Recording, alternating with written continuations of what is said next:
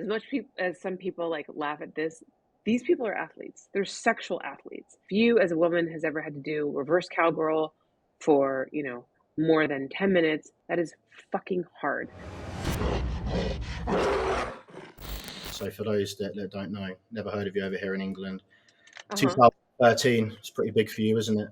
Named most influential woman or one of in the adult industry. It doesn't really get any bigger than that, does it? Yeah, I don't know. I mean, it's funny hearing like all your accolades in one little soundbite, but yeah, so my name is Holly Randall. I have been working in the adult industry for over 25 years now.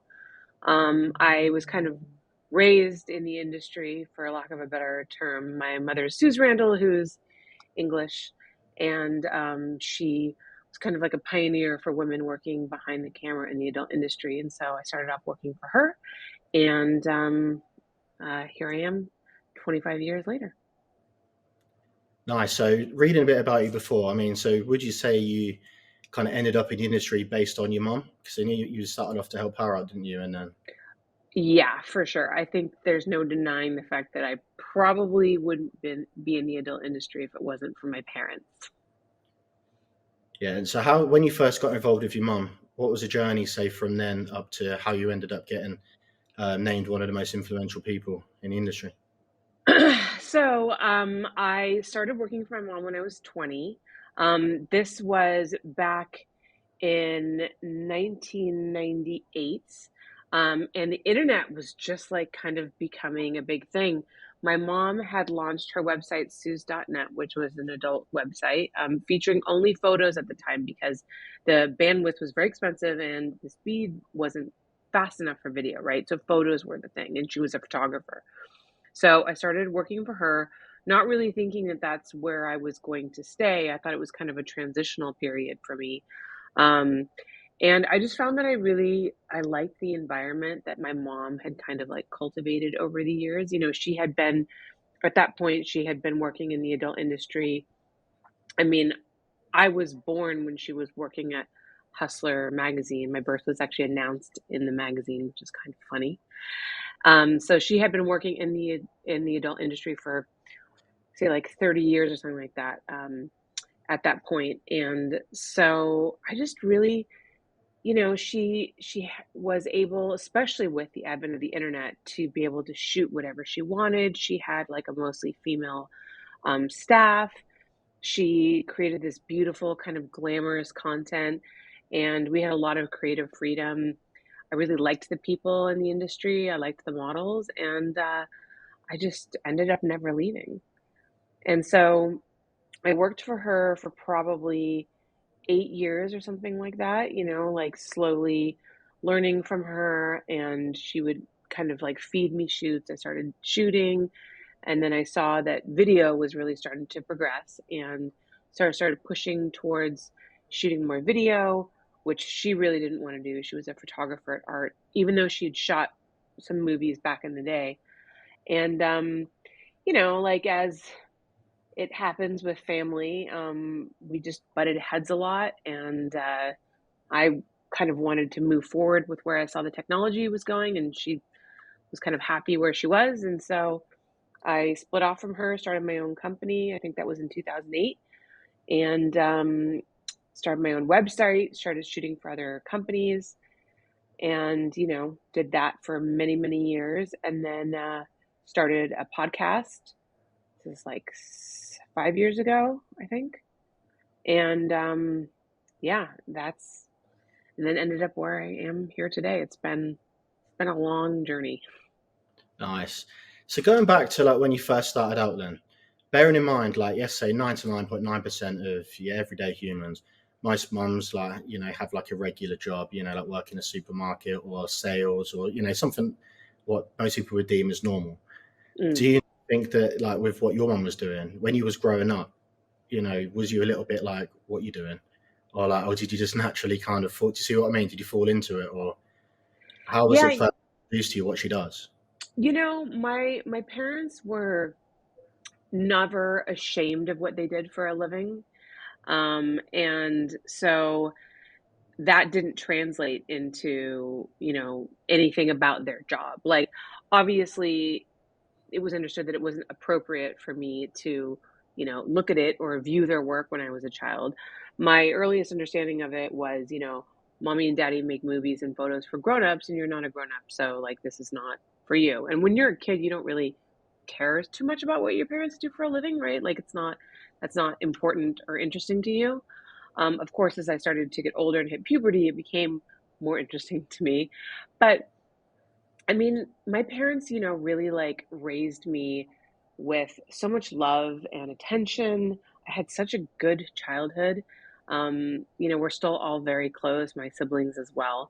And so, like, there was the understanding that I needed to be careful about who I told what I did for a living because the reaction of other people could be negative, parents, friends, um, sorry, friends, parents, et cetera, et cetera. But I never felt I don't know. I never felt ashamed about what they did for a living because they never felt ashamed about what they did for a living. And they didn't lie to me and they didn't like really hide it from me.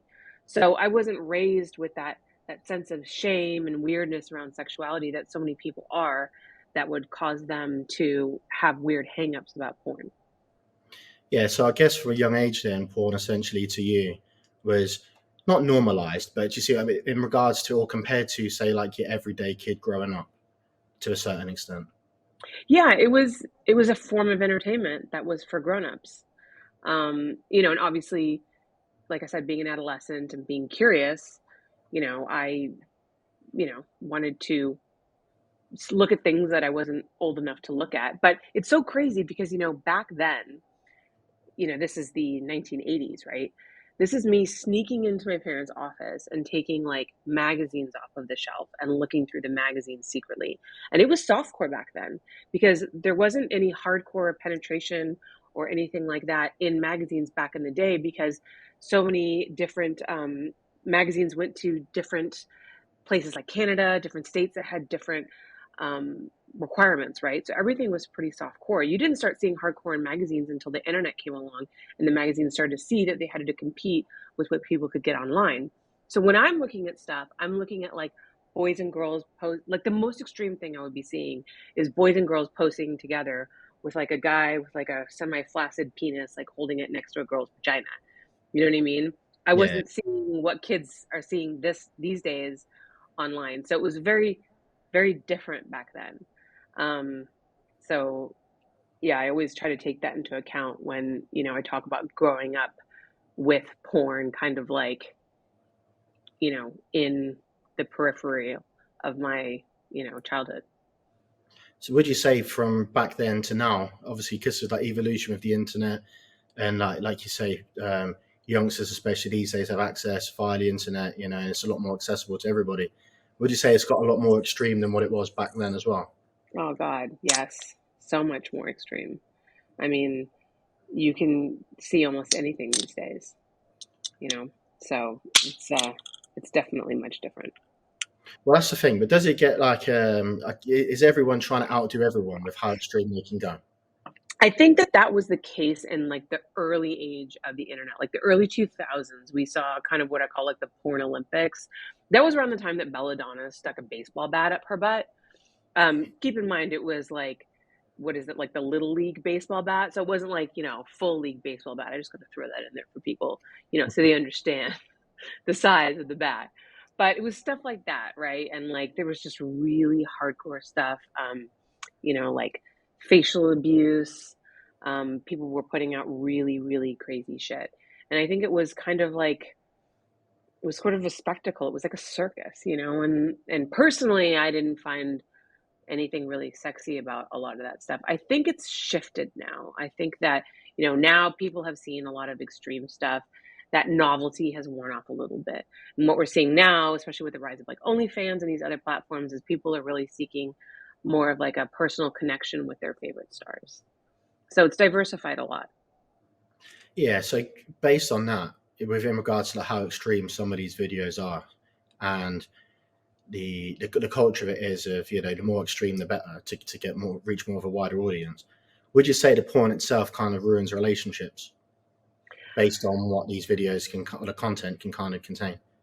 I would not say that. I am not a therapist and I don't want to misquote studies, but if you talk to some of these people like Dr. David Lay, and other sex therapists that have been on my podcast, often the issue really comes from people who come from backgrounds that have a lot of sense of shame about sexuality, often like highly religious backgrounds, people who were raised by parents who never talked about sex, and they're in relationships with other people who maybe also don't ever talk about sex. Like there's no like real communication there. So people end up hiding and secretly viewing stuff, and it kind of like twists their idea around fantasy and reality. And I think mixing that in with a lack of communication and a large sense of shame around sex, that's what I think leads to ruining relationships. I would not say that porn specifically ruins relationships. Yeah, I think sometimes, to be fair, what people see on some of the sites, and then compare that to say what they do with their partner, they're like, hang about. It's Hmm. not what I see in these videos. I think that's kind of where I'm getting with the does it ruin relationships to a certain extent, which I guess is down to each individual, isn't it? Yeah, and I think the biggest problem is lack of sex education, which is terrible here in this country in the United States. And also like media literacy. People, especially when you have young people viewing porn videos with no context, right? Not understanding that it's a fantasy, not understanding that these people are engaging in these sex acts that are not necessarily, um, that aren't really how they would have sex in their regular lives. Like sometimes we compare it to kind of like WWE wrestling, where it looks really extreme, but there's kind of like these tricks of the trade that people use in order to make it appear more so than it really is, and you have to also take into account like, cutting and, the magic, the movie magic of cameras and stuff like that. And that some people, and look, like there are some performers that are in some pretty crazy shit. Oh yeah. And like they really are like in their real lives. But then there's some people who are really just performers and they're performing on camera, and that's not necessarily how they would like to have sex in their real life. So it all comes down to like communication, and communication around sex is something that a lot of people find to be very awkward, very difficult to engage So you said about the scripting, right? in. Hmm. Obviously, so some of these storylines they are really funny. I mean, who actually creates them? Like, I mean, obviously, is that like directors like yourselves, or agree Yeah, it like, depends. So it depends. I've done all of them. Like for when I was shooting for Wicked Pictures, I wrote my own scripts. I mean, of course, they would have to approve it. But when I shoot for companies like Browsers, they write the scripts themselves. And, they're really looking at data, right? They're looking because they have websites like Pornhub and other tube sites where they can really see, when people stop, when people start, when people rewind, when people watch things all over again, what people are clicking on. They really look at all that data and they incorporate that data into what they have you shoot. So there's a lot of like back end business logistics that go into a lot of these scenes. It's not necessarily people who are just like weird and perverted and coming up with like crazy shit in their brains. Though that also does happen too. But a lot of it is based on data these days. do you not ever look back and like some of the scenes that you've created yourself? The initial, for say, from the brain to actual reality that you produced it. Do you not ever look back sometimes and think, wow, like my brain works in some dark, mysterious ways sometimes to come up with that? Well, I mean, honestly, like I'm pretty vanilla to be fair. So I wouldn't say that it's anything that I necessarily came up with, but there's definitely been scripts that I've been sent that other people have written where I'm just like, come on, you know what I mean? And there's definitely been stuff that I've turned down, but there's been quite a few ridiculous scenes that I've shot. Like when we talk about like kinks and fetishes, and I never want to kink shame anybody, but one of like my favorites, just because I find it personally like kind silly and also like harmless and also bizarre, is the pie in the face fetish. And this is when like women get glammed up and all beautiful, and then the fetish is to throw like a cream pie in their face and just get them like completely covered in cake or pie or something really disgusting. And like somebody's really into that. And I did have to shoot a scene like that actually with Chloe Cherry, who ended up being like, doing pretty well in a mainstream acting career. She was on Euphoria and stuff like that. And I had to shoot a scene where she got cream pie thrown in her face. She was a very good sport about it. But that whole day I was going like, what am I doing? What am I doing? What is this job that I have? So ridiculous. Well, yeah, it's pretty. I guess it'd be ridiculous, but it's good fun as well. Though, like I said, you It really is. are 0.01%. Uh, Mm-hmm. so yeah, it's quite lucky in a way, I guess, with the, some of the experiences you had. Yeah. Have you ever had people read your script and go, "I ain't doing that"? Uh, Oh, for sure. how do you deal Yeah. with that then? So what I do, because I really like, and this is, I think, a mistake that a lot of producers in the industry tend to make, is they don't give the information ahead of time to the talent. I'm very much about sending the script ahead of time. I give them a call sheet a week ahead of time. So, I want to make sure that they are aware of absolutely everything that we're going to do. I'm very, very clear about what the shoot's going to entail. I don't like surprises, and I know that, most people don't either. Um, so I usually bypass those issues by making sure that the person is prepared. And if it's something that they don't want to do, if it's essential to the scene, if it's, I don't know, a client absolutely has to have an anal scene and this person doesn't want to shoot anal, then, I'll have to book somebody else. But in those cases, like since that's such a important part of the scene, like we book people who shoot anal. You know what I mean? Like we look at that first before we book the people. Um, but if it's a case where for some reason the agent didn't get them the information, which happens, or they didn't read the call sheet, which happens, um, and they get to set, I will never make anybody do something that they don't want to do. And so, I mean, I would say 99.9% of the time, we tweak the script in a way that they're comfortable with. We change whatever it is that they're uncomfortable with. I don't think I've ever had to send someone home. Actually, ironically, the only time that I can recall off the top of my head where I had to switch out the talent was a shoot for Playboy because the girl didn't think she had to get naked, which I Funny. couldn't really get around that. You know what I mean? But that was like a softcore shoot. Obviously, it was Playboy. It was very, very tame. But this was around the time that Playboy made that bizarre announcement that they were no longer shooting nudes. And then they changed that. But like that, the part about them changing it didn't make the headlines. The part about them taking away the nudes made headlines. So this girl just wasn't really paying attention. But that's really the only time that I had to be like, like I have to send you home. I can't shoot you. But otherwise, we've always been able to make adjustments. And I work with clients that are understanding enough that they're willing to do so. I'm not going to work for a company who's not going to take the needs of the talent into consideration because that's just not how I work. Yeah, so it seems quite safe to a certain degree. If It is. I mean, look, the porn, like any other industry, has its bad apples. It has its bad players, right? Of course, if you want to find horror stories about working in porn, you can find those, and they're true. Women have had and men have had terrible experiences, but a large percentage of the companies, especially these days, with all the accountability that everybody has to have because of social media, I mean, performers now, especially because they have that financial independence from platforms like OnlyFans, if you're going to mistreat them on set, they're going to call you out because they're not afraid of being blacklisted anymore. The power has really shifted into the hands of the performers, and a lot of these big mainstream brands, these reputable companies take that into account. So as much as it's never been as dark and nefarious, I think, as most people like to make it out to be overall, and again, there's bad experiences and those absolutely exist.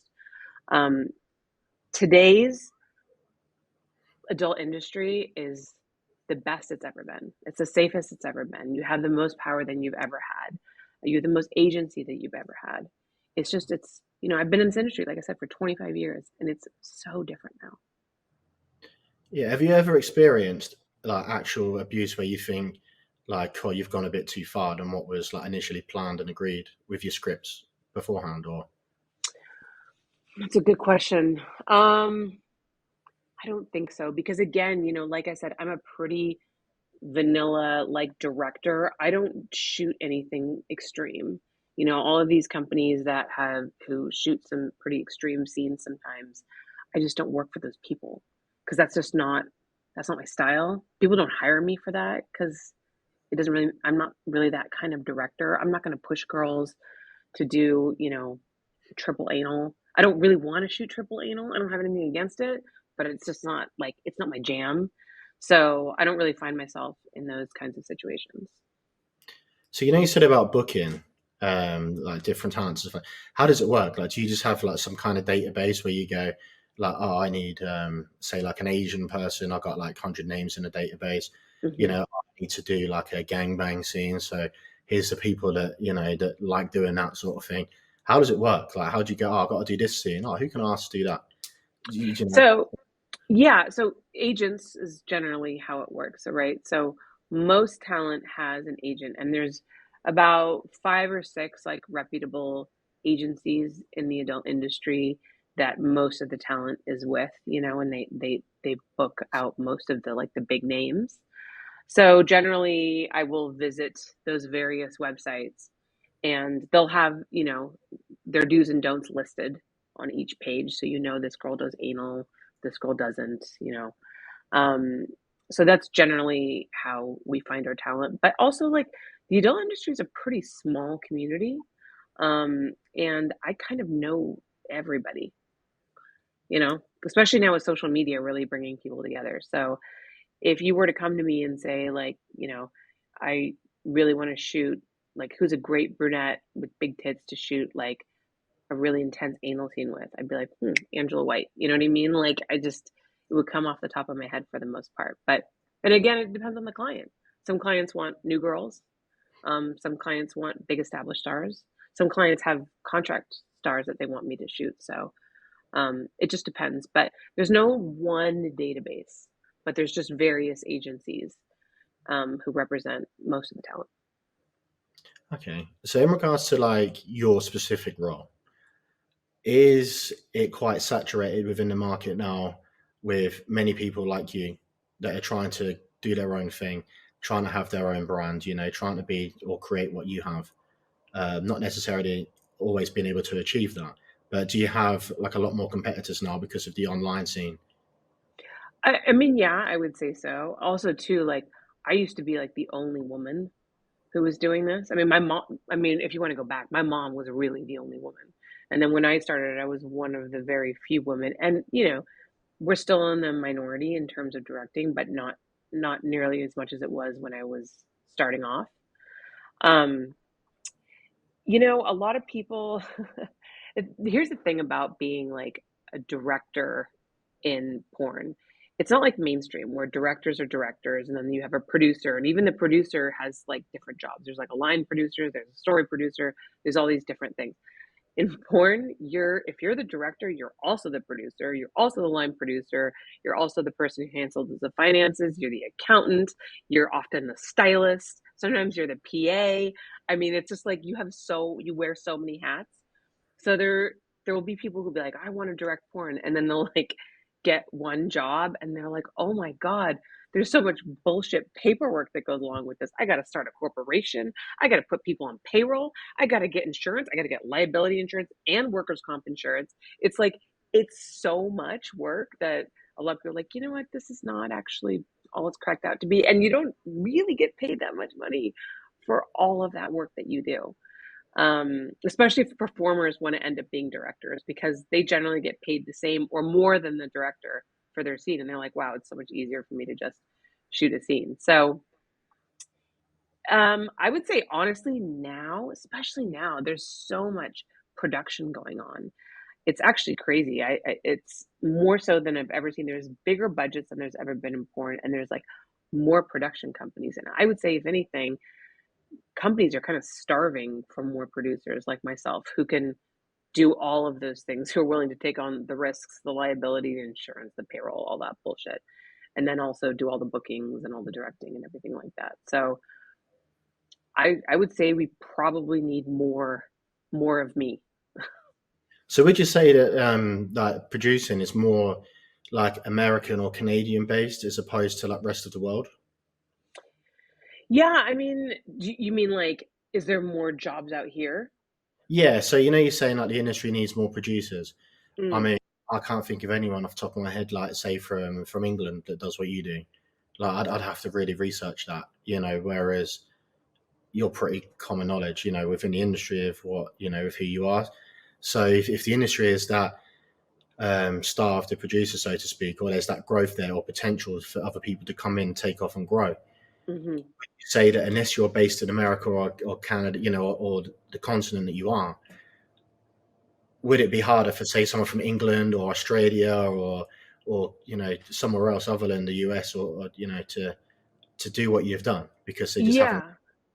Well, I would say the biggest issue is where, okay, so it's the talent pool, first of all, is kind of like that's where the most important thing is, right? And the talent pool is mostly in America, mostly in Las Vegas, Florida, and Los Angeles. So if you want to be a producer or director in porn, you kind of got to be in one of those three places in the United States. In the UK, there are a couple. There's Danny D, who was a performer. He does a lot of the directing and producing for browsers out there. Um, there's a few other people. There's some people in Europe. There's Erica Lust. I mean, she's in Spain. But you know, the talent pool is just much bigger in the US and the industry is much bigger here. So there's just a lot more work out here. You also obviously like you have to be producing and directing porn in a country where it's legal, and it's not legal in a lot of countries. So that's also something you have to take in consideration. You can't start like say directing and producing porn in like Morocco, you know? So you have to consider Key there. where you are allowed to do it and where like the talent is, and also just the resources, the crew, locations, equipment, stuff like that. Well, that's another one that I was thinking of as well. Is the amount of say scenes that are produced, you know, on the internet as a whole. How do you go? Ah, oh, I'm just going to go and film there. How do you decide what location or you know? Because some of these setups, I mean, you know, they're so vast and you know, and it's hard to pinpoint some. But let's just say they go, oh, I want a hotel room with a beach scenery, you know, or we want to be in a kitchen because so and so's do it like in the washing machine, and then they get stuck. You know how it goes. With all some videos, you I sure do. know? Yeah. Like, how do you decide what location? Do you know what I mean? It's how do you do it? Oh man. Okay, so you right there named like the biggest crux of my job is locations. You know, people are always like, "What's your craziest set story? Or what's the hardest thing?" And they always think it's like the model or the actual scene itself. It's always the locations. That is the hardest thing for me because here's the thing, like in order for you to shoot a scene in a location, first of all, like the place has to have a couple of things just like physically. It has to be big enough, right? It has to be like a big enough room that I can put lights in there and cameras and get camera angles. It has to be like aesthetically pleasing in some way. It has to be somewhat soundproof, right? So you don't want to be like next to a gym with CrossFit, by the way, which by the way has happened to me. So you don't want to be there where there's like banging, you know, constantly next door. So there's all of those things. Then you also have to consider like it has to be somewhere that people are going to let you shoot porn. And that's not easy. Even in LA, which, you know, arguably boasts the most amount of film friendly locations, um, 90% of them just don't want you jizzing on their couch, which is understandable. So finding a location that, you know, is porn friendly, that will actually work for the production that you're going to do is the biggest problem. And a lot of times, you know, scenes have to revolve around the location. I mean, I've had clients who are like, they send me this script. Like I remember one of them, I think was at a truck stop. I'm like, where the fuck am I going to find a truck stop that's going to let me shoot porn there and is affordable? That's the other thing that I forgot to mention, right? Like maybe if I pay them $10,000, but you're not going to give me $10,000 for a location fee. So there's that too. So a lot of times it has to be more along the lines of like these are the location options that we have. write a script around that. That's like the biggest issue. See, I've always wondered as well. Like, you see the scenes, say like on someone's really nice boat, or Mm. or someone's really nice apartment.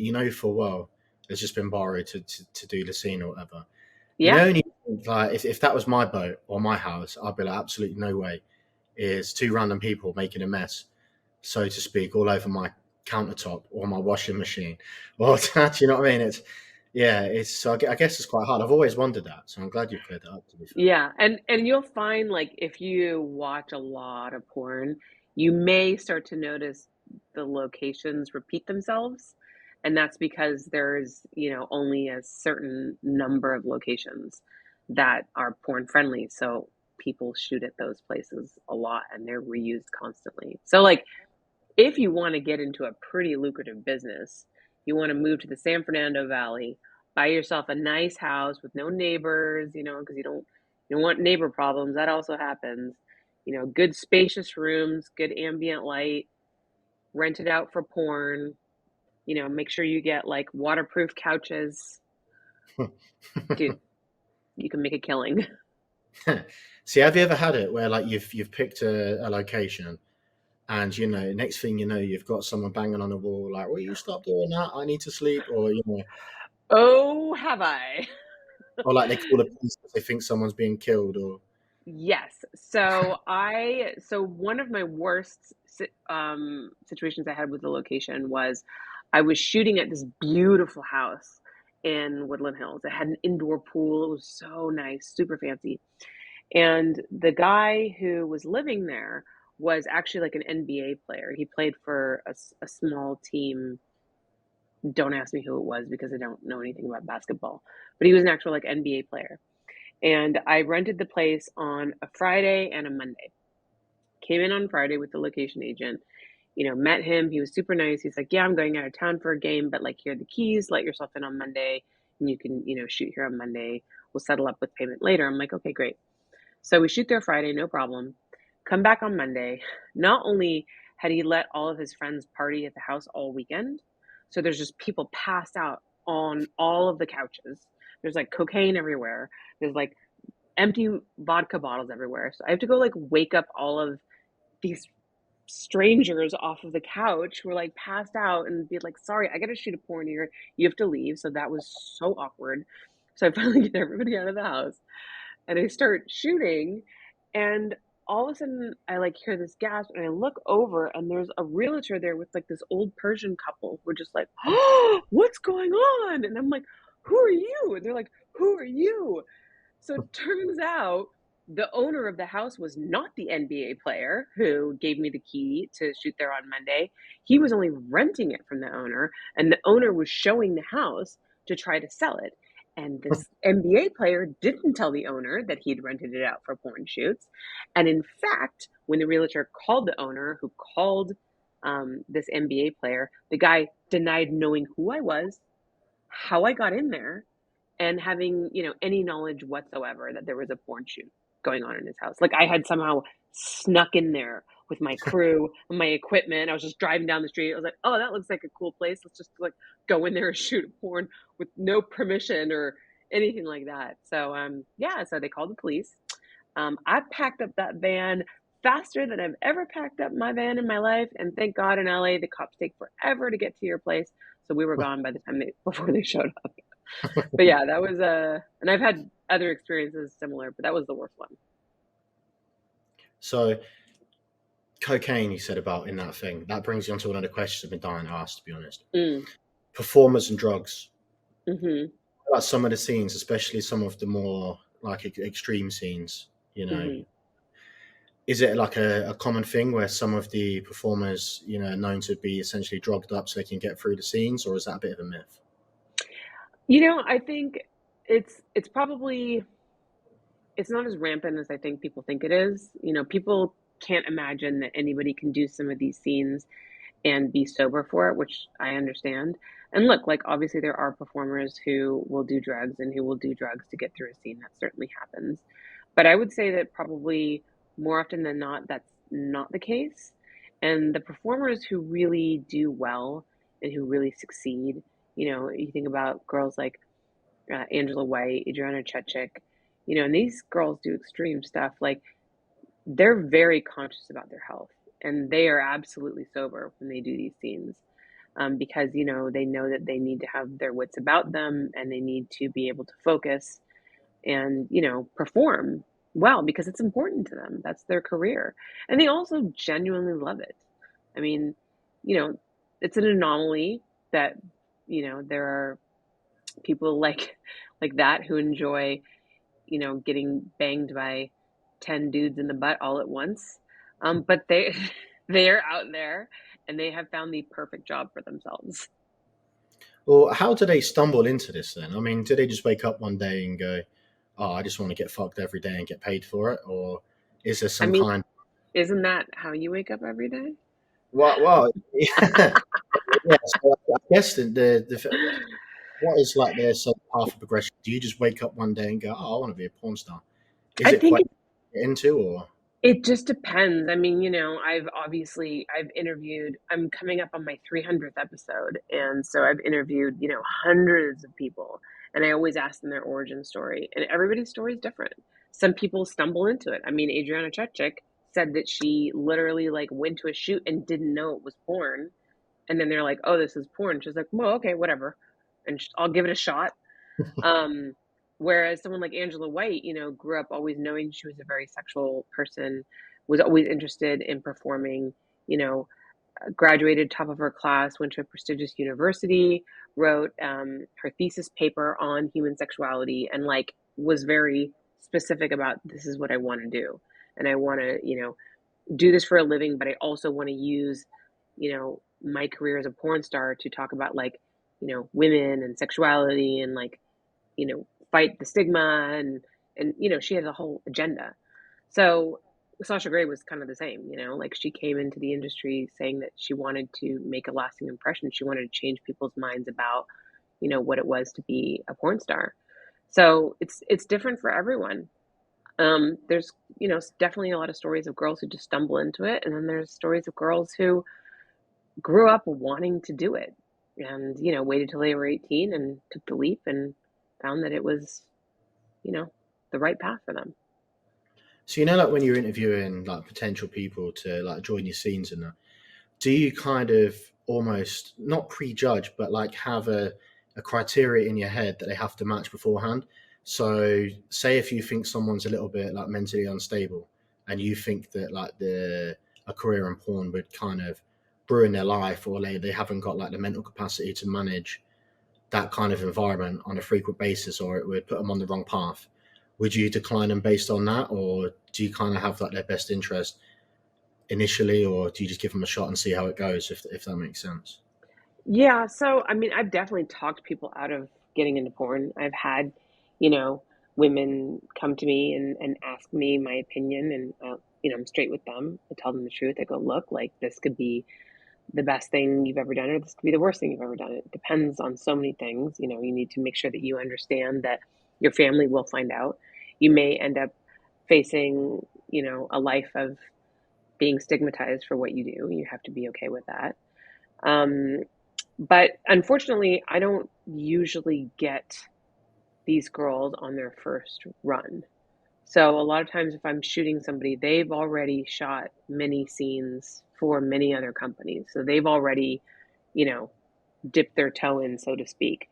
Obviously, if I feel like somebody seems mentally unstable and, doesn't want to be there or, shouldn't be there, then I won't shoot them. I've certainly sent girls home before because I felt like they were not in the right mindset.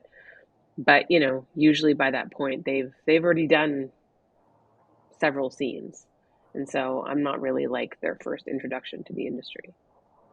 So, would you say that, like from all the time you've been in the industry, mental health and like performers, what is like the average kind of capacity? Would you say are most of them quite switched on and like stable, or do you come across like a lot of depressive characters or people that rely on drugs to get by because it's completely unsettled them, or like the experiences since being starred in porn?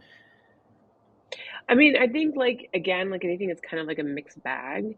I mean, mental health is We're seeing it more and more because I think we're open to talking about it, but mental health is an issue for a lot of people, whether or not you're in porn. I mean, I know accountants who have serious mental health issues.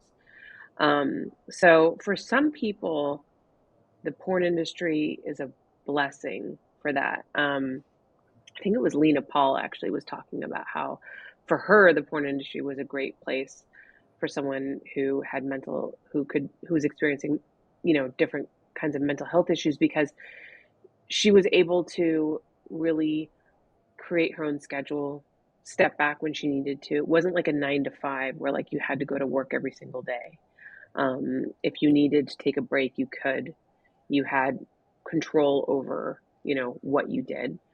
Um, and there's other people who, the thing is that if you've got hangups about sex and sexuality and a lot of shame around it, it's like it can go either way, right? It can either help you lose that, like lose those inhibitions, learn about yourself, shed your feelings of shame around sexuality, find a place where, you know, you're embraced and you're accepted for being a sexual person, or it can drive you further back down that hole. And I find that a lot of times when you talk about women who are having serious mental health issues, struggles with the porn industry, it's usually because they are ostracized by their family or they've been disowned. If they don't have like a good support group that they can trust and rely on, that's generally where I see the biggest mental health issues happening. People who come from families who support them, who have a trusted friend group that supports them, I think fare better. And I think that that's kind of how it is just generally overall if you're dealing with mental health issues. Knowing that you have people who love you, who are there to support you, makes a big difference. I also know women who have, experienced sexual abuse and who have come into the industry, and contrary to what most people might think, it's actually helped them reclaim their power over their sexuality. They've been able to process what they've been through in a safe and controlled environment where the communication is really fluid and where they have the power to say no, where they're surrounded by other people who are there to do a job to ensure that, they're not alone with somebody who they may or may not be able to trust, in most cases, of course. And it's helped them. So I think it's just like, it's hard to say, you know, porn does this one thing to people, or it does this one thing to people, or this kind of person comes into porn, or this kind of person comes out of porn. It's just like it's different for everyone. And so there's no like one way to characterize, how porn might affect you. So you say about like the stigma attached to like being a porn star. Would you say it's pretty harsh in regards to most people just automatically think, "Oh, you're a slut"?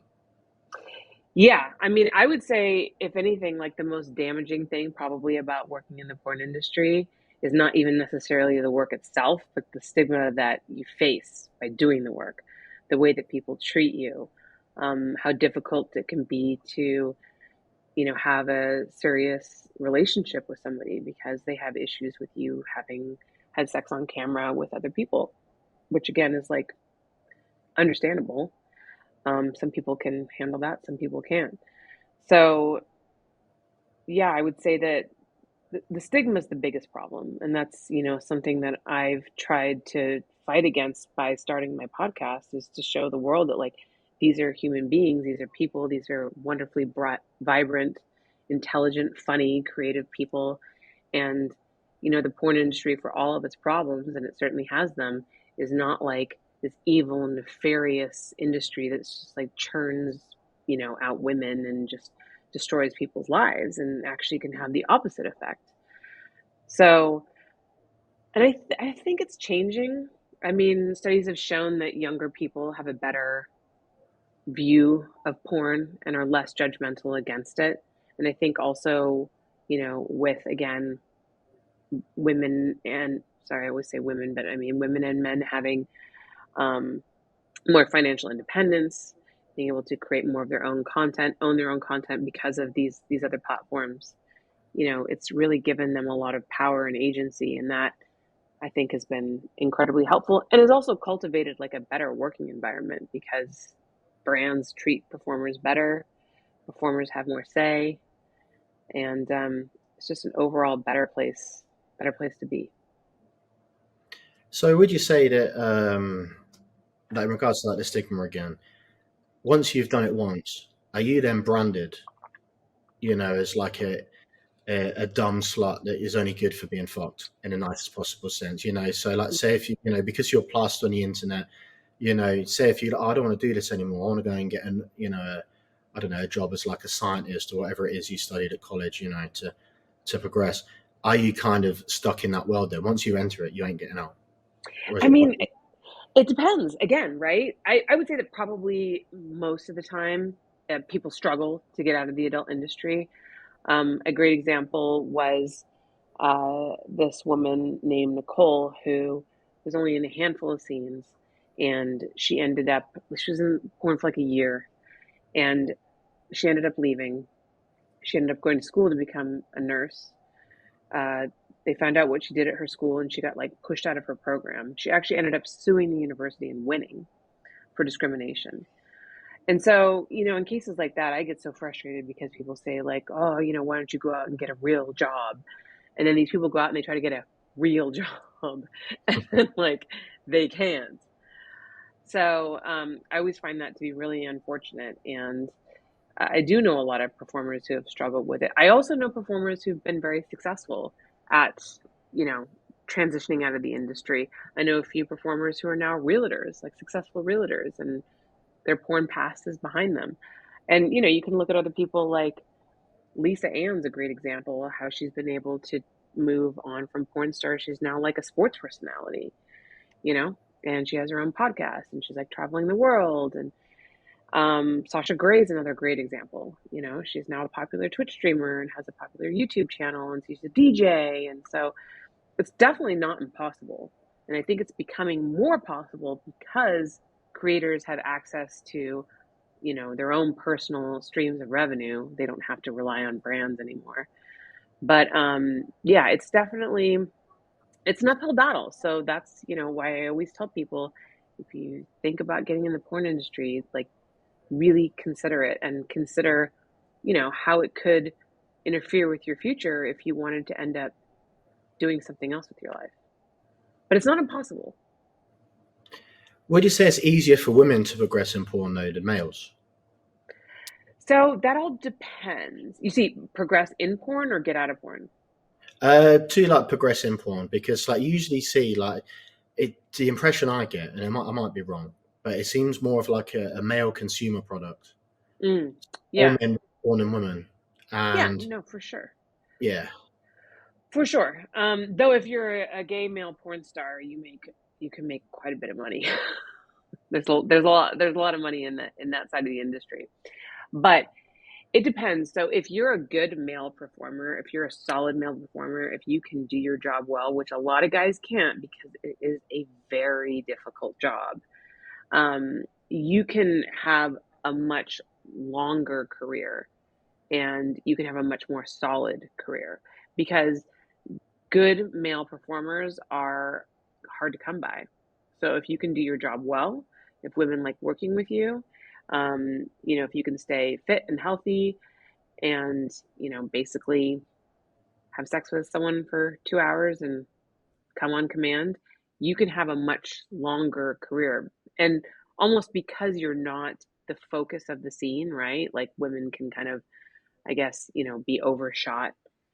Men not necessarily because they're kind of like the backup dancers.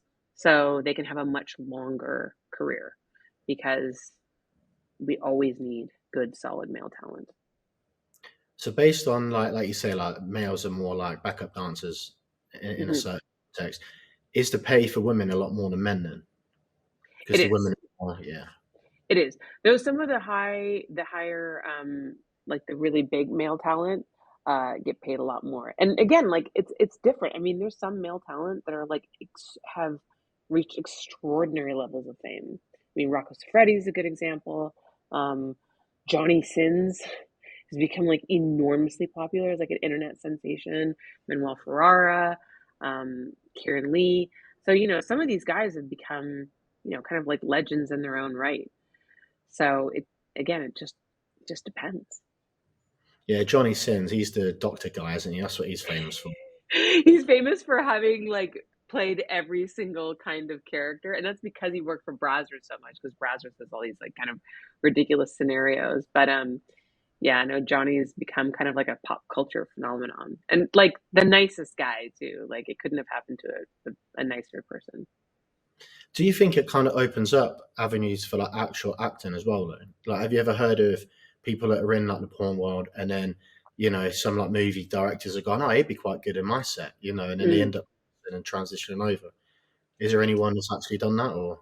Well, I mean, I think there's people that are definite. I mean, Chloe Cherry again is a great example. I mean, she, you know, did really well in Euphoria, and she's become kind of like a pop culture sensation in that. She's quit porn, I believe, and she's doing acting full time.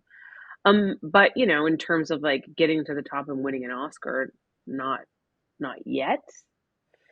But you've definitely seen some of that transition, but it's hard. It's also hard to be a really good actor, and that is a very competitive business. So to be able to come out of porn, be good enough to, get into serious mainstream acting, and then to be good enough to, get to like Meryl Streep levels, I feel like that's quite a challenge.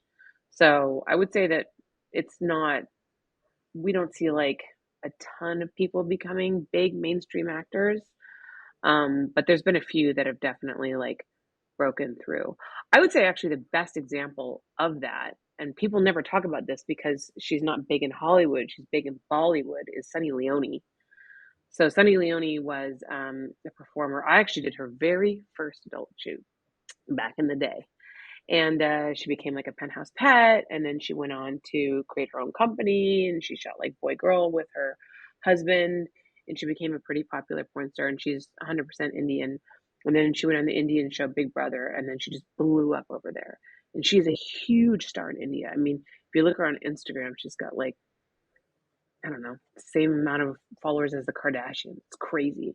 Like she's incredibly famous. She's one of the most searched for stars on the internet, and she's in every big Bollywood movie. But because it's Bollywood, people like don't think about her. But she's probably the most successful crossover star when it comes down to it. Yeah, that's pretty good. So there is, but again, now, how do you? Because there's so many people that are in scenes now, right? I mean, it's Mm. amazing. That you go on there and you pick, say, one, or just click on one specific porn star as an example, like, and they've filmed like 300 scenes. And you think, well, how the hell do you manage to record 300 scenes anyway? That's quite an achievement anyway. But there's so many, or it seems like there's so many of them. So how do people, or like the odd one or two, ended up like blowing up? And separated from the rest as being like Lisa Ann again. We'll talk about her in a bit. 'Cause got a few Hmm. questions. It's people like her. What separates her from like your everyday female that's taking part in these videos? What, like, so specifically Lisa Ann? Or more like your well known, so like Lisa Ann, Corey Hmm. Chase, off the top of my head. Like your most commonly searched for women, so to speak.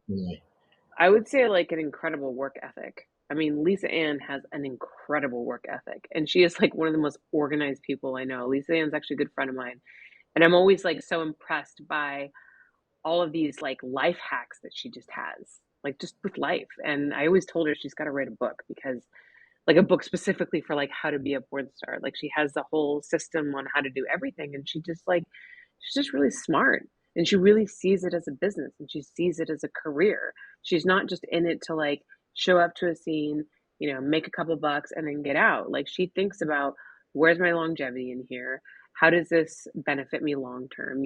She's made deals with companies where she gets residuals from her scenes, and a lot of performers don't get that, and they don't do that. So I think it's really coming to it with a business sense, and also like the fans just have to love you, and I think the fans love you if they know you're enjoying what you do. I think really enjoying the scenes that you're in translates, and people can tell. And so if you're really like showing that you're into having sex with people on camera, I think that also helps people too with like any sense of shame that they might have about watching porn, and then you come at it with a strong work ethic and like make smart business decisions, that's going to help you, really increase your longevity and maybe transition out of the adult business into doing something else. Well, yeah, you say like some of like the more established, well-known performers have gone on to do, say, like I don't know, like real estate, properties and stuff. Hmm. They must do pretty well, to be able to do that. That obviously opens up avenues that they wouldn't have had if they didn't go into the porn industry, right? Yeah, I mean, I don't know. I mean, some people, say that going into the porn industry was really helpful for them because it, got them out of a bad situation or taught them how to make money. I mean, taught them how to handle money. I mean, if you think about it, you know, porn stars are generally, especially now, they're small business owners and they're entrepreneurs. Like they're independent contractors. So they have to like figure out their own taxes. They have to figure out, you know, get their own medical insurance. Like they're not employees of any particular company. So it really teaches you a lot about business, being an independent adult performer. And I think that that probably helps people when they want to transition into other types of business. See, I think a lot of people have no idea just how much goes into this. Yeah. Like, as a business on its own. I mean, it kind of makes sense. I guess it's a totally different industry, but the same as like being like a personal trainer, or like a Hmm. fit. It's a business, isn't it? It's a product. Yeah, absolutely. And you get like your clients, some performers have, really hardcore long-term fans that, support them through decades of their career. So, yeah, I mean, it's like cultivating that fan base and really making people feel connected with you as well. So, talking finances then, in regards to this being a business, how much? I know it obviously varies with how well known they are and like each individual person's like booking fee or whatever. But let's just say like you just go through like entry level first ever scene, to like your mid level to like your Lisa Anns. Mhm. How much do you get like per scene, or how much they make a year? So it depends on the scene that they're doing. So that's the most important thing. And scene rates have changed over the years. So generally for a girl, 800 to 1,000 is what you'll make per scene for a woman. I'm speaking about female rates right now. Boy girl scene 1,000 to 1,200. This is entry level, by the way. And of course, like some people may work for smaller companies and get paid less because they don't have the same budget. But I'm just talking in terms of like the bigger mainstream brands that I shoot for. Anal scenes can be maybe around between 12 and 1,500.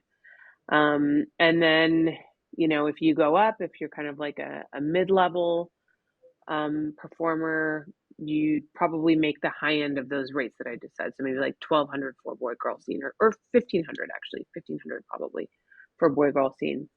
You get up to, you know, contract status, really big names. You could make up to $4,000 or $5,000 a scene. And how much you make a year depends. And now, because of, again, like these personal content platforms like OnlyFans, makes a huge difference. I mean, I know girls that are making $200,000 a month on OnlyFans. It's crazy. It's absolutely insane. So, obviously that makes a big difference. So if you're doing that and you're making $5,000 a scene and maybe you're under contract with a big company and you're doing one or two scenes a month, I mean, and that's just OnlyFans and scenes, and there's other like avenues of revenue.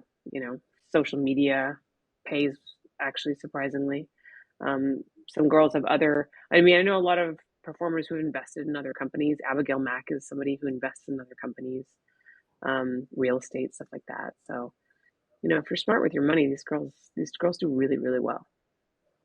You're saying about OnlyFans and that as well. I mean, like back in the day, say when you felt like your first 5 years, if you're doing what you do, to like now, would you say that like since internet's got bigger, social media, OnlyFans, has that taken money away from the industry that you're in, or has it actually propelled it to be even greater? I mean, you know. a lot of producers have complained about like OnlyFans and the fact that, like a lot of performers aren't working they retired from mainstream porn, as they say it, and they only shoot for their OnlyFans. But I mean, I have not found that the amount of work has dried up. I have found that it has increased, in fact. And I prefer a place where the people who come to set are really the only kind of people who want to be there. So if they don't need to go to set, they don't have to go to set. And so then I know that the people who are showing up to set and who are, making a ton of money on their OnlyFans are the people who actually want to be there. And they want to be there because they like being on set, they like production, they like being around people, they like everything that goes into it. So that just makes it a much more pleasant experience. But yeah, I would definitely say that the industry has not shrunk. I think it has grown. Yeah, so it's not been hard to get people because people can be like, oh, I can just do a few videos, just take my clothes off, as a good Hmm. example, and not actually end up having to do something with a stranger, probably for the same, if not more money. Hmm. Is OnlyFans a threat to the porn industry in regards to people wanting to? I mean, again, like, yeah, there are definitely some performers who aren't working for the big brands anymore. Like Mia Malkova is an example. Abigail Mack, for the most part, works for herself. But then there's other really big names who are still shooting mainstream scenes. Angela White, Cherie DeVille. I mean, these girls don't have to. They make good money on their own, but they enjoy it. They like the production. They like being on set. They like getting dressed up. They like going through hair and makeup. They like working with, people. They like working with these brands. They like to work generally. They enjoy working. Staying at home and shooting stuff on your cell phone in your bedroom can get really boring after a while. Yeah. So let's talk about like, because the everyday male would be like, oh, I'd love to be a porn star. I don't think they have any idea behind the scenes you got. Like, I don't know how many people have you got watching you? 8 to 10, maybe more people like. um, yeah, yeah. I mean, it depends. That's a So good how that's a does good the scene? number. It's a good number. Like my scene generally, I try to keep a small crew, but I usually have about 7 people in my crew. But that doesn't include the performers, so maybe like 5 people watching you. But again, when I had a show on Playboy TV, we had like a crew of like 30 people. So it's a lot So of if you people have, watching you. it'd be tough to perform then, yeah. Yeah, yeah, it is. And again, like my Playboy TV show was a really interesting kind of experiment in what it was like for men who'd never performed in front of the camera to do so. Because the whole premise of the show that I did, which is called Adult Film School, was amateur couples who have never um, performed professionally before. And the idea was that I was shooting a professional sex tape of them. And this whole thing was being documented like as a reality show on Playboy TV. And so, we these guys would come in, and most of them were swingers, and so they were in the lifestyle, right? So they were used to being around people and having sex in front of other people. That was not something that was strange to them. But there's a difference between being at a party where there's a bunch of people having sex, it's a loose atmosphere, and there's music playing, and maybe you've had a couple drinks, and everything's chill, to being on a production set where you definitely are not allowed to have any drugs or alcohol, where it's dead fucking silent, where a man is holding a sound boom like right over your head, where you've got these hot lights on you, and there's all these people sitting around going, okay, action. And then like everything's up to you, and it's so and it was rough, man. Like guys, I there was a lot of fails. Um, there was a lot of guys who came in really cocky and left not so much. Needing counselling afterwards because their ego got such a hit. Yeah. Dude, I honestly like there was a part of me that just felt like I was ruining relationships. I was like, I'm like crushing dreams right now because again, this was supposed to be like real life amateur couples. And I was like, how many people broke up after doing the show? Because like the girl would be so disappointed, it was her dream to do something for Playboy. And then like her man couldn't get it up. And the thing was is that we still finished the scene regardless. So like if he couldn't get his penis hard, we just would shoot softcore, right? Because we had to have something. We couldn't just kill the scene. They spent a lot of money on these shoots. And so, you know, it became this song and dance of me being like, well, you know, you've tried for the last 2 hours and we got to keep going. So it's okay that you can't get your dick hard. It's fine. We're just going to shoot softcore. Nobody's going to know. Don't feel bad. So let's do these positions. So, angling them so he can't see like his limp penis. And then he has to like pretend to fuck his girlfriend. And just the whole time he's just like banging his limp dick against her. Like knowing that he wasn't able to do it, and all of us would be like, oh, it looks great, now pretend to be like fucked really well. It was just like, it was rough. It was rough, So if man. he didn't have confidence issues, he did after that. Yeah, but I tell guys this all the time, like, you shouldn't feel like this is a measurement of like what a great lover you are or how manly you are or something like that. It is a very difficult job that very few men can do. And if it's not something that you can do, like, you should, be forgiving of yourself for that. So how do you know if being a porn star is for you? Is it a case of try it, see how it goes, and go from there? Probably, yeah. I think I mean there's been a lot of guys that have come in the business and have, done a couple of scenes and been like, yeah, this is not for me. So, yeah, I think, with guys, because it's so reliant on them actually being able to perform, it's not necessarily just a case of like, how do I feel about this afterwards? You know what I mean? Because a woman can do the scene regardless.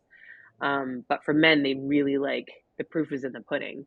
And if they can't perform the scene, even if they can stay hard through the scene, if they can't pop on command, like, people forget too, like, after 30 minutes, okay, we're done. Now we need you to come on command, you know? And we got to roll the cameras, and we can't roll these cameras for 20 minutes. We can't have 20 minutes of like dead footage of you just going like, you gotta do it.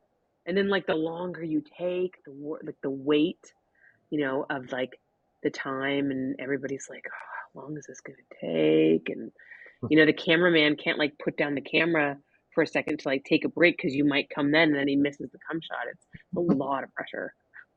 See, it must be horrible though, really, especially like if you know you're struggling, like you're hammering away, so to speak, and you're subconsciously thinking, I just can't do it. But then you got all these Yeah, faces at you, like the it's pressure's on, isn't it? I mean, and that's the thing. That's where, like, once it starts to go downhill, and once your mind starts to come in, and it's just like a self-perpetuating cycle, because you start to doubt yourself, and then the more you doubt yourself, the more anxious you get, the less likely you are going to actually be able to perform. It just it's a quick spiral downhill. It's really tough. It must be quite intimidating though, like for males as well. Imagine you going in like as like a relatively new, I don't know, first timer, or done, I don't know, what would you deem as like new, say under 20 scenes, thereabouts. Yeah, I would say under 20 scenes. That's still pretty But new. you've not done, so you're in like your first 20 scenes or whatever.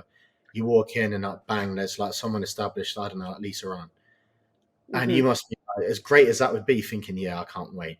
At the same time, you're like, please don't be done in 10 seconds.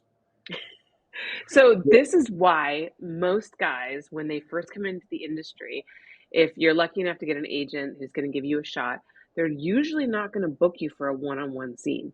They're going to book you in a blow bang, because if you fail in a blow bang, no one's really going to notice, right? Yeah. So if you're one of 6 dicks and you can't get your dick hard, you can kind of just shrink into the background, and then the other dicks can come up and like take the space that you vacated, and like you can kind of just fade into oblivion. Um, if you can't perform, and the scene can still get done. So yeah, generally a lot of times when the guys want to do their first scene, it's with multiple guys to see if you can hack it. Because also too, if you're able to like keep your dick hard, come on command, so like shoulder to shoulder with a bunch of other sweaty dudes who are also like jerking their meat right next to you, then like, this might be the job for you. Well, yeah, it must take like a special kind of character, Yeah, because exactly. hey, like if you're looking around and there's like another like three guys either side of you, that ain't for everyone. No, no, it is not. Have you ever had anyone like on set actually freak out? Like, so, like, I don't know, like panic attacks, or they're just like shit, I just cannot do this. Like, it's, it's not for I've me. had to But call Yeah, I've had to call a scene because a guy couldn't come. And it wasn't because he like had a panic attack or anything like that. Like, so one of my things is too, and I'm fortunate enough to be in a place in my career where be I can say this is I will not shoot brand new male talent. Like I just won't do it because it's the fail rate is so high, and I'm not having my scene killed for that. So I generally will only shoot established male talent. But even they have bad days some days, and there's had to be a couple of shoots where I've just had to be like, look, man, like this isn't happening for you, and I've had to call somebody else in, and that's the worst when you tell a guy he has to go home because he can't like perform. We used to like pack up his bag and put all his stuff away and be like, sorry, you know what I mean? Like walk out the door, you're like, sorry, like waiting for Charles Dara to come replace him. yeah, see, off the It's back of not that, nice. have you ever, like, all the years you've been in the industry, right? Have you ever had it where, or in stories that you know of, where they put everything into becoming porn star? That is like the one thing you wanted to do, but it's turned out that they're just shit at it, and it's not for them. Have like people like, I don't know, like committed suicide, or like completely like ruined their life? Do you know what I mean? Or Yeah, I know. I mean, I don't, if it has, I don't know because I haven't really like followed through with them afterwards, but I don't think so. I mean, I'm sure there's been men who've like spent their whole lives dreaming about becoming a porn star and it just didn't, they just weren't able to cut it and they were like devastated by it. I'm sure that's happened, but I don't know anybody personally that that's happened to because again, like a lot of times I don't shoot new male talent, so I don't really know them. so, what's like the criteria then? So, obviously you say you only want to really work with like established people because of the success rate. So, if I was to go, Hmm. right, that's it, I want to do it. You know, Hmm. uh, for a total newbie, what? How do they kind of pass the Holly Randall criteria? You know, You you got to do a bunch of scenes and either be like recommended by another female star or a client requests you. And usually like we'll know if somebody's good, like word will get around the industry. I mean, trust me, like we are so hungry for good male talent that like if there's a new guy in the industry that's good, like it will come up. Like people will be like, I have other friends who are directors who are like, hey, have you tried this new guy? Like he's really great. I've shot him in like 5 scenes. Like he's super solid. Like comes, on command, no problem. Like you got to try him. He's great. Like if you're good, word will get around, and people will start booking you. So, but how you start is you generally go to an agent and you say, hey, I want to be a porn star, and you send your pictures and obviously a picture of your penis, and if they like the look of you, they might give you a shot. But agents get these emails all the time from guys who want to be in the industry, so it's not that easy to even get an agent to consider you. So sometimes what's better to do, find a girl who's willing to perform with you, maybe start like a free Pornhub channel. That's a good one because obviously they're free and that's places where you can get traffic and you can get notoriety, and start shooting scenes and posting them. And first of all, that's a good way for you to dip your toe, see if you're good at it and that you have a possible future in it. And then once you've got some content out there that proves that you can do the job, then maybe you go to an agent and say, hey, I really want to start doing mainstream porn. Here's my Pornhub channel. Here's the scenes that I've done. Like, can you give me a shot? so for those at home in England contemplating after hearing this, oh, I want to go into porn. Basically, get yourselves on Google, find an agency, go from there. Yes. Though, again, like, and in the UK, if you're in the UK too, like, I don't know what the agencies are out there. I mean, when I talk about agencies, I talk about ones out here in the US. I know there's some out there, but they're not as prolific. So, again, like, I would suggest trying to, find a girl who's down to bang you on camera and start a Pornhub channel. You can get paid for posting stuff on Pornhub. You got to verify yourself, verify your age, obviously, all of those things. Try that. That's a good And way to get, start. well, you obviously get consent, because over here, I'm not too sure what it's like over where you are, but like you get some people like secretly recording shit and they upload it and then they Oh get yeah, fucked. no, no, no, no. Yeah, sorry. Thank you for pointing that out. Absolutely. And you have to have model releases and IDs from the other person too. Like, because there's no chance that they're going to put up content knowingly that is underage. And they've got really, ever since Pornhub went through that whole thing with that New York Times article, they've become very, very strict. So, in order to open a verified account, you have to provide your IDs, you have to provide releases, you have to do a face scan, and anybody who's in the scenes with you also has to submit releases, age verification, face scan, all that stuff. So, yeah, there absolutely has to be a consenting party for sure. Yeah, because there must have been some big problems initially with like boyfriends sending in shit, and the Yeah, girlfriend, they break up. The dad goes to them, "Oh, what is this?" And then shit hits the fan. yeah, It's yeah. Oh, that's good. At least it's quite secure to a certain degree, yeah. or safe. Even if they don't see your face, you still have to submit releases. Yeah, because there's a So, guy over here. He's quite well. I say well known. He's like on MTV, a couple of the shows in that. His ex girlfriend. He released stuff on the internet of them two doing shit. He's in prison now. So oh yeah, yeah, yeah. yeah. No, you have to get consent for sure. Very Go important. agencies, right? So one of the most common questions as well is like, do you have to have a massive dick to be a porn star? So it helps. And mostly for logistical reasons. Actually, if you watch one of my most recent episodes of Nathan Bronson, who considers himself, and I guess he's like an average penis porn star. And when I say average, he's probably like 7 inches, which is not average, which is above it average. But for porn, it's not like a monster dick. And he talks about how it's harder to do because what we have to do in porn is what's called opening up, right? So I'm just going to do a little visual demonstration for you.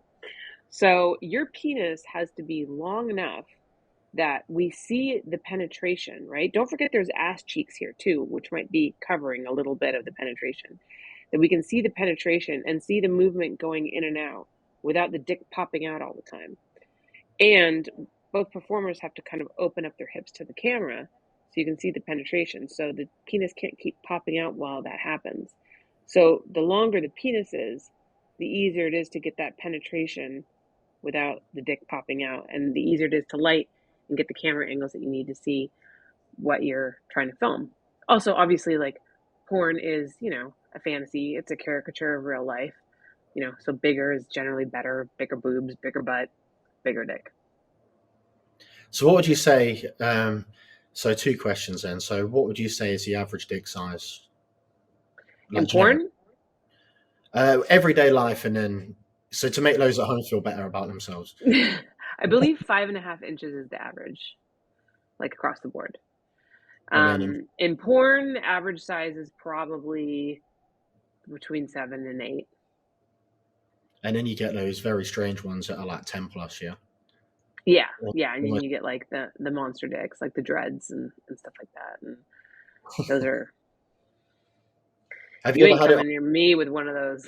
Well, this is it. This is what I was about to say. Is it? Have you ever had it on set before where like the woman's like, no, no Oh yeah, chance? yeah. I mean, yes. Again, like there's always like clarity before the scene. The woman knows who she's working with, and I brought up Dredd, and Dredd is on quite a few performers no lists, not because he's not a lovely guy, and he is a lovely guy, like great personality, wonderful to work with.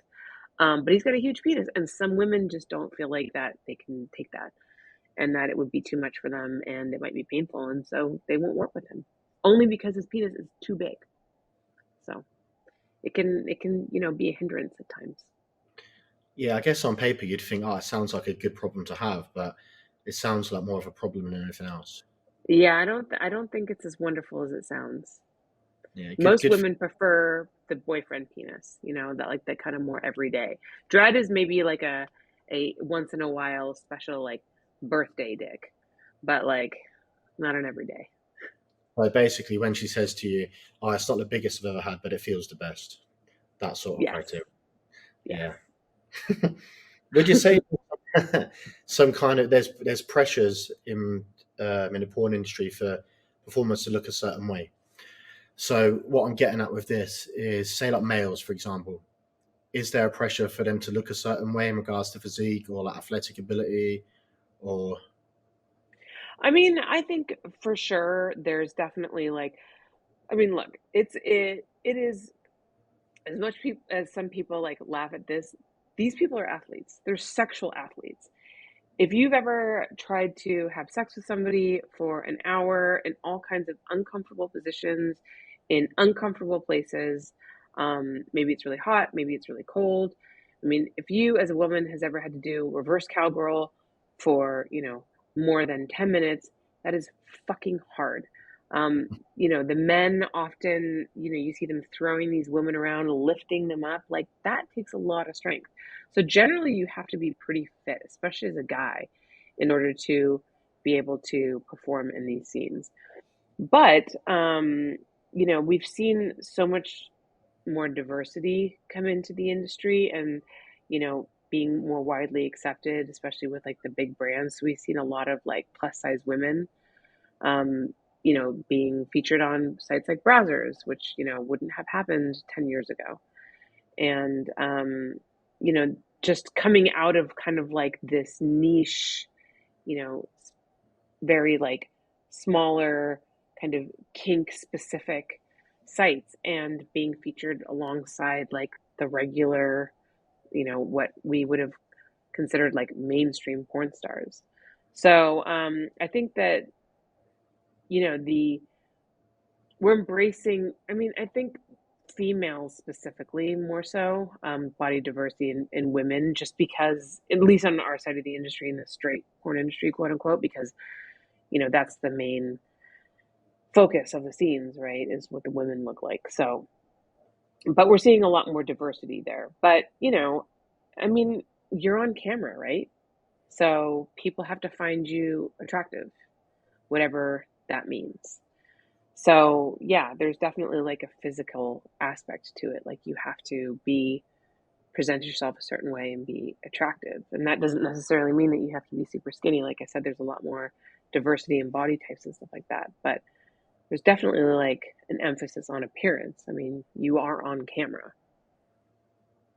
so based on that, I mean, again, more like the athlete side of things, is it like a known thing to say like do porn stars take steroids like to guarantee that they look a certain way or meet a certain athletic criteria? I mean, I know that there are some guys in the past that have, but it's generally a very bad idea because usually that messes with your sexual ability. And I know that it can like, change the size of your genitalia, create, like sometimes people take steroids, they get like pimples all over their back, which is not attractive. So, I mean, a lot, it's so interesting because you see this a lot in just culture in general, but especially like in the porn industry, like so many of these really successful guys, like the new blood, the new breed, so to speak, like they're just all about clean living and being like super healthy, like Lucas Frost and Nathan Bronson. Like they're very serious about, what they put in their body, the exercise that they do. Charles Dara did jujitsu, he does like breathing exercises. Like, they're not about pumping their bodies full of chemicals. They're about really maintaining like a healthy, balanced lifestyle to be able to, perform at what is a very challenging job. Yeah. So do you think like the times are kind of changing in regards to like like when Arnold Schwarzenegger was around like, in his prime time? It was back in the day, like it was more like bodybuilding and how big you are. So would Hmm. you say that there was more of a steroid culture in porn as opposed to there is a steroid culture in porn now? I mean, maybe though. I gotta say, like, shooting guys that are really big and bulky is actually like very difficult um, for scenes because then they tend to overpower the frame of the woman. And then if they get too big, they start to like block the girl. Like there was this one guy that I had shot a few times who, was getting really bulky and I had to like tell him because his thighs were getting too big. And so like it was getting harder for me to see the penetration because his thighs were like blocking his this, you know? And it was like, there's too much thigh going on. Like, I need to see your dick. Like, you're getting too big. Um, and so it can actually be a problem if you get too big. If you had like who's the huge guy, Bautista? Oh Like, yeah, I can't imagine shooting him in a porn scene. Like, he's too large. Like, I can't see anything. It's just him and his fucking muscles, you know? So you can definitely be too big. Leaner is generally preferable.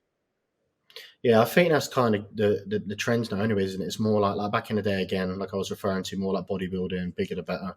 Whereas now Yeah. it's more like CrossFit, you know, Hmm. like not skinny fit, but everything's more like the lean beach body look as opposed to the big giant monster. I think You know, so. Yeah. Yeah. yeah. Oh, that's good. I've always wondered that with like the pressures of what you have to look like, or So yeah, that was interesting. I mean, I think also too, like, especially these younger looking guys also can do really well because, like the stepbrother porn is so big now and the stepson porn. So a lot of times you find that you want to fit into one of two niches, the like young stepson look or like the older stepfather look. Um, and there's more work with the younger stepson look because the stepson stepmom genre is like really big. So You yeah, see if now, you hmm? that's pretty much all you see now, isn't it? Like like you go on there and it's sort of stepmom this, stepmom that. It's Mhm. yeah, especially Yeah, like Chase. That's one of her main ones, isn't it? Corey Chase. Yeah, Corey Chase. Yeah, like she does a lot of Yeah, step stuff. yeah, because she's an older woman, so that's generally the niche that you fall into, and also she's very good at it.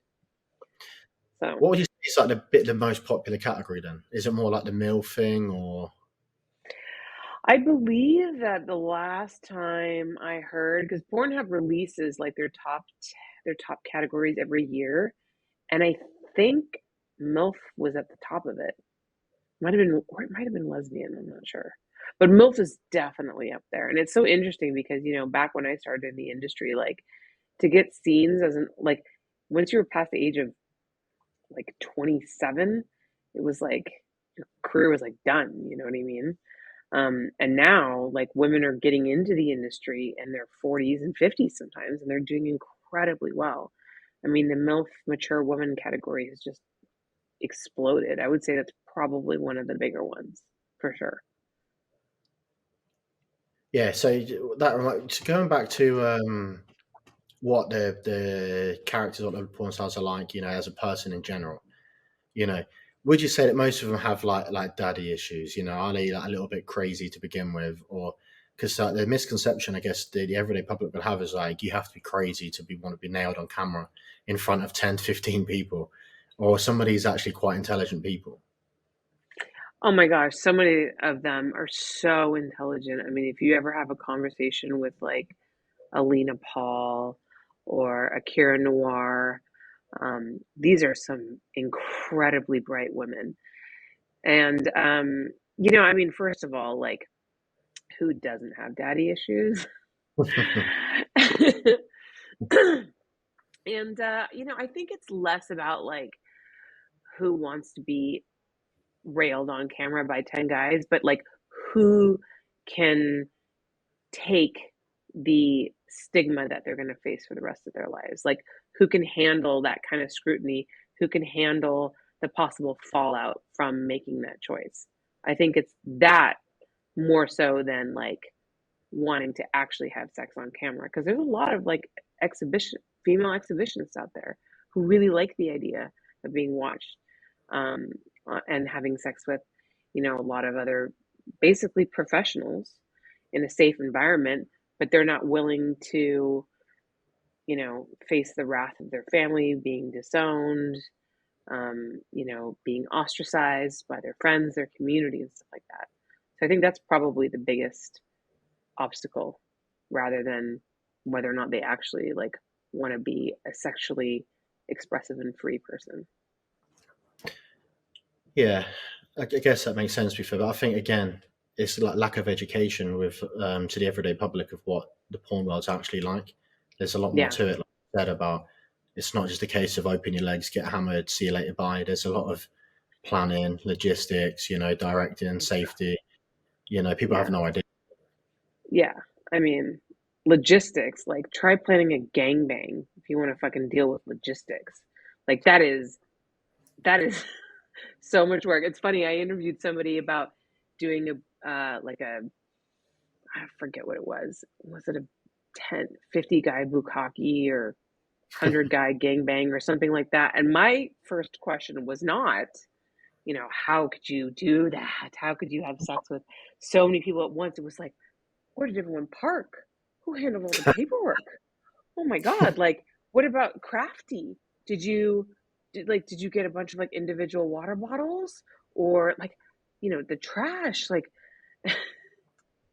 the logistics, the logistics of dealing with all those people. It's a lot.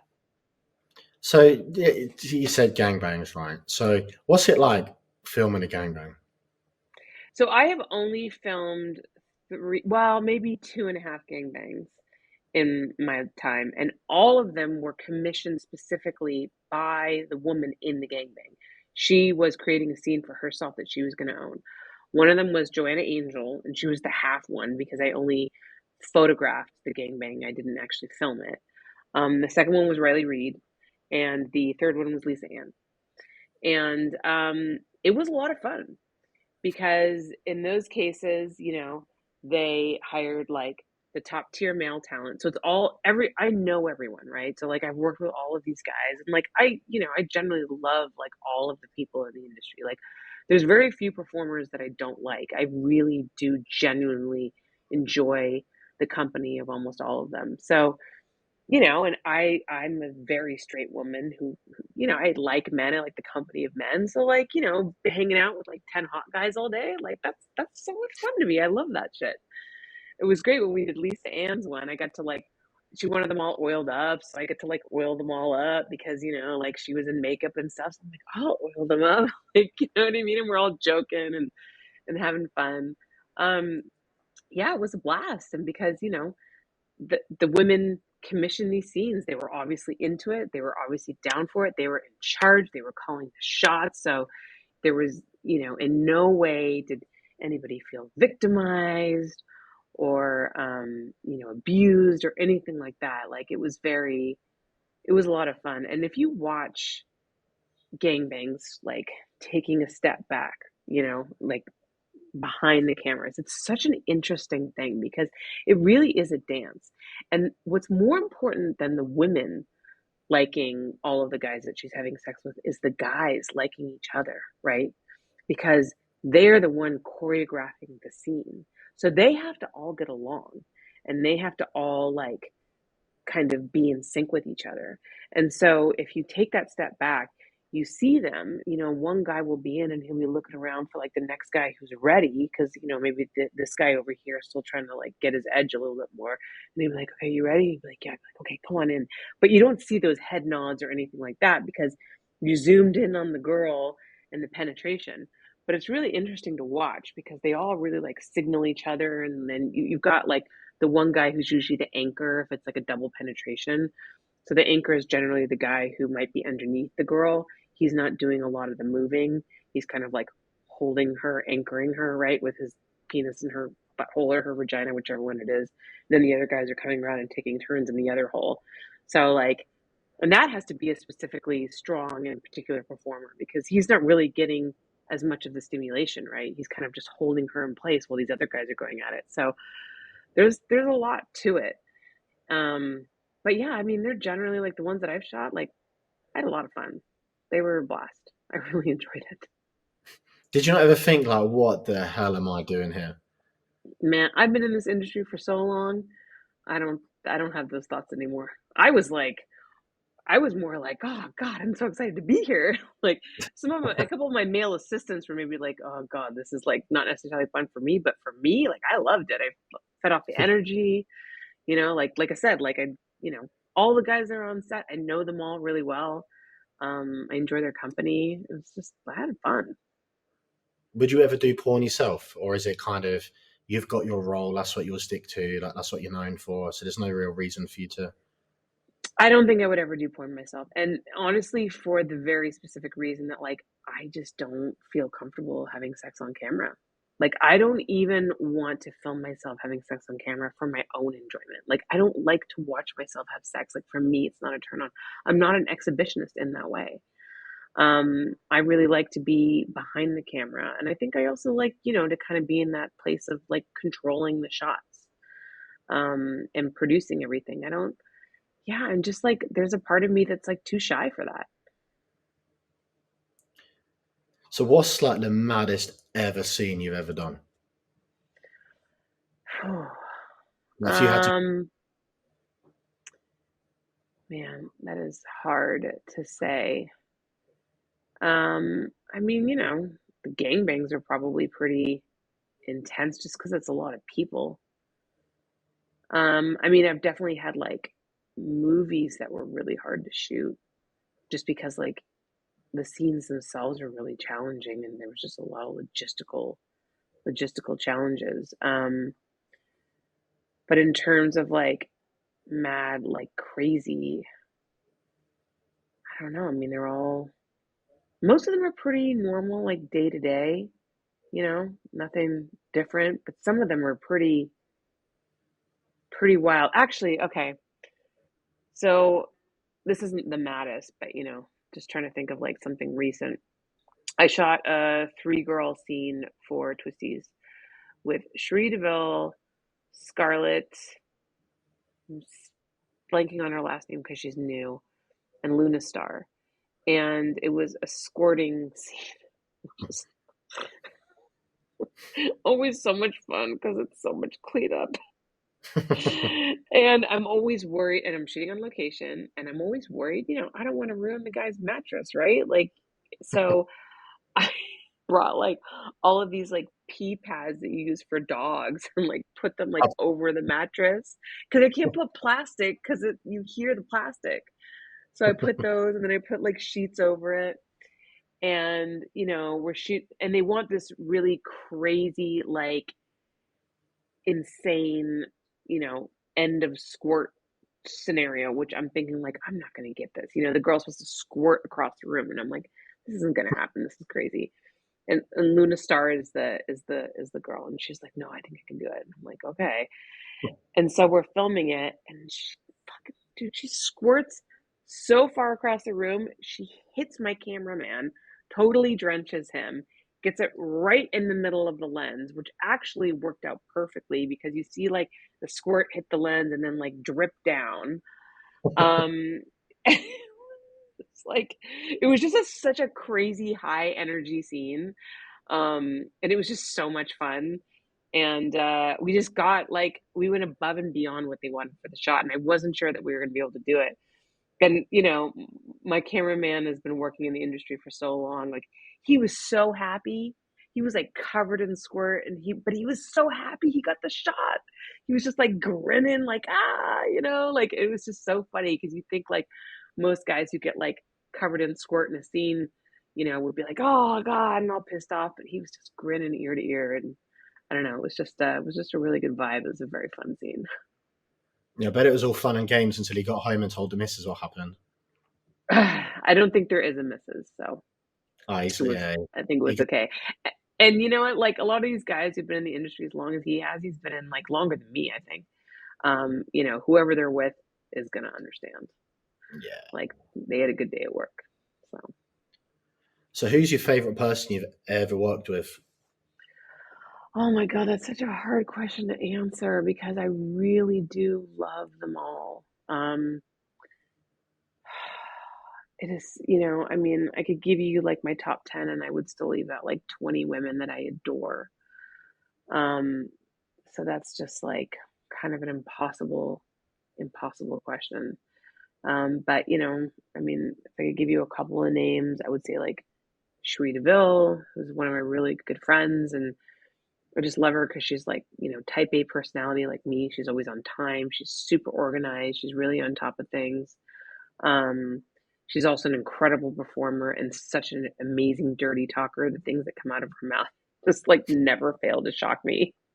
I mean, Angela White's like an obvious one. Everybody loves Angela. I mean, she's somebody who truly loves her job. Like that girl is not acting, and you see it, and you see the way that she really just absorbs her partner and really like draws them in, and she's all about them, and she loves every inch of them, and she's just like, and also, she's such a consummate professional, and even with all of her fame and notoriety that she's gained over the years, she's just such a humble, pleasant, wonderful person. She's exactly the same person she was when I first shot her years ago, and I really appreciate that.